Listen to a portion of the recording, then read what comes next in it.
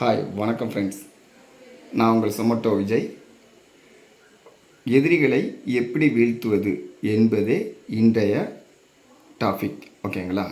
வசியம் மூலம், மன வசியம் மூலம் எதிரிகளை எப்படி வீழ்த்துவது. ஓகேங்களா? வீழ்த்துவது என்றால் சண்டை போடுவதோ இல்லை. உங்கள் எதிரி உங்களிடம் வருகிறார்கள், அந்த எதிரியை எப்படி சமாளிப்பது, உங்கள் பக்கத்தில் எதிரி வராமல் இருப்பது எப்படி என்பதே ஒரு சிறிய பயிற்சி. இந்த பயிற்சி மூலம் செய்து கொள்ளலாம். ஓகேங்களா? எப்படி என்றால், நம் சொற்களுக்கு ஒரு வலிமை உண்டு. அந்த சொற்களின் வழியாக அவர்களை வசியம் பண்ண வேண்டும். ஓகேங்களா? இதுதான் மேட்ரு. வேறு ஒன்றும் இல்லை. சொற்களை நம் மனதில், ஆழ்மனதில் சொல்லிக்கொள்ள வேண்டும். ஓகேங்களா? என்றால் ஒரு காலையில் எழுந்தவுடன் ஒரு கண்ணாடி முன்னால் நின்று கொள்ளுங்கள்.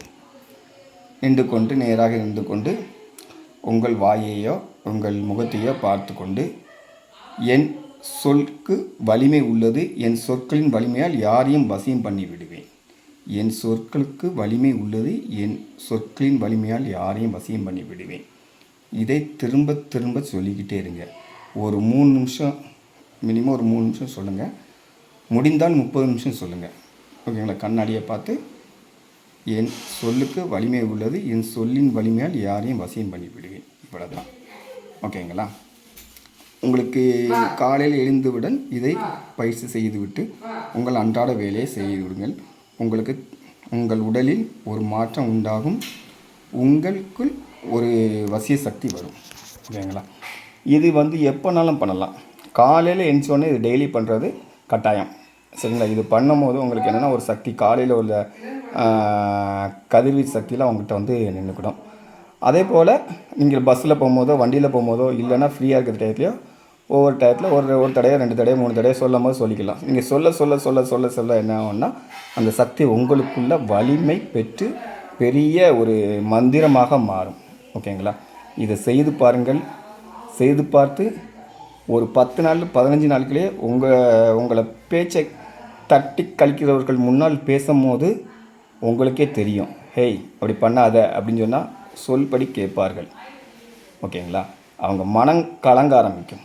உங்கள் பேச்சு, உங்கள் வாய் நேராக அவர்கள் வாயை பார்த்து பேசுங்கள். இந்த மாதிரி பேசுங்க.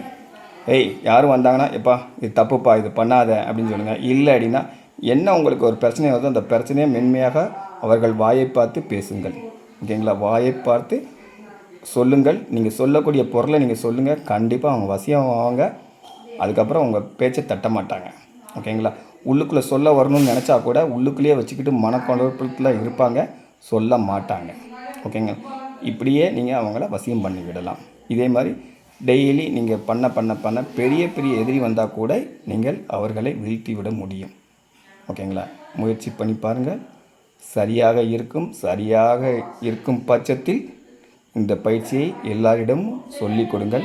உங்கள் மனதில் இது சரிப்படவில்லை என்றால் இதை விட்டு விலகி விடுங்கள். அடுத்த பயிற்சி உங்களுக்கு சரியாக இருந்தால் அந்த பயிற்சி செய்யுங்கள். நன்றி, வணக்கம். இப்படிக்கு உங்கள் சுகி விமல்.